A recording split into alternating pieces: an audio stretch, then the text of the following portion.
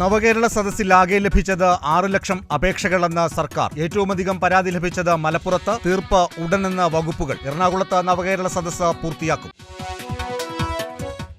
നവകേരള സദസ്സിനെതിരെ പരിഹാസ പോസ്റ്റുമായി യൂത്ത് കോൺഗ്രസ് സംസ്ഥാന അധ്യക്ഷൻ. വായ്പാ കുടിശ്ശികയിൽ ഇളവ് തേടിയ വ്യക്തിക്ക് അനുവദിച്ചത് വെറും 515 രൂപ. സർക്കാരിന്റെ പരാതി പരിഹാരം അപഹാസ്യമെന്ന് പ്രതിപക്ഷം. തിരുവനന്തപുരത്ത് പൊന്മുടി വിനോദസഞ്ചാര കേന്ദ്രത്തിൽ പുള്ളിപ്പുലി എത്തിയെന്ന നാട്ടുകാരും സഞ്ചാരികളും. പിടികൂടാനുള്ള നടപടികൾ തുടങ്ങിയെന്ന വനപാലകർ. പരിഭ്രാന്തി അകലാതെ പൊന്മുടി. മോഹൻലാൽ ചിത്രം നേരിന്റെ വ്യാജ പതിപ്പ് ഇന്റർനെറ്റിൽ. പ്രചരിക്കുന്നത് തിയേറ്റർ പ്രിന്റ്. നടപടി വേണമെന്ന ചിത്രത്തിന്റെ അണിയറ പ്രവർത്തകർ.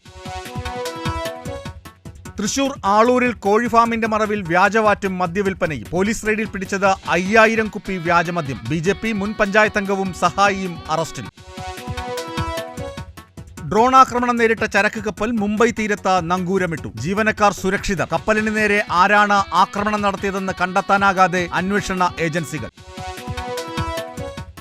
മനുഷ്യക്കടത്താരോപിച്ച ഫ്രാൻസ് തടഞ്ഞ വിമാനം ഇന്ത്യയിൽ തിരികെയെത്തി. 276 യാത്രക്കാർ രാജ്യത്ത് മടങ്ങിയെത്തി. 25 പേർ അഭയം തേടി ഫ്രാൻസിൽ തുടരുന്നുവെന്ന് അധികൃതർ. കണ്ണൂരിൽ മദ്യലഹരിയിൽ യുവതിയുടെ പരാക്രമം. വനിതാ SIക്ക് മർദ്ദനം. യുവതി ഓടിച്ച കാർ അപകടത്തിൽപ്പെട്ടതാണ് സംഭവങ്ങളുടെ തുടക്കം. നാട്ടുകാരെയും കടന്നാക്രമിച്ച യുവതി ബലം പ്രയോഗിച്ച് കസ്റ്റഡിയിലെടുത്ത പോലീസ്.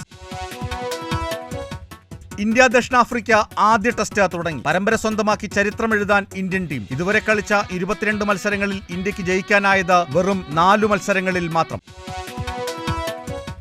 ടൊവിനോയുടെ പോലീസ് ചിത്രം അന്വേഷിപ്പിൻ കണ്ടെത്തും തിയേറ്ററുകളിലേക്ക്. റിലീസ് തീയതി പ്രഖ്യാപിച്ചു. ഫെബ്രുവരി 9 സിനിമ തിയേറ്ററുകളിൽ.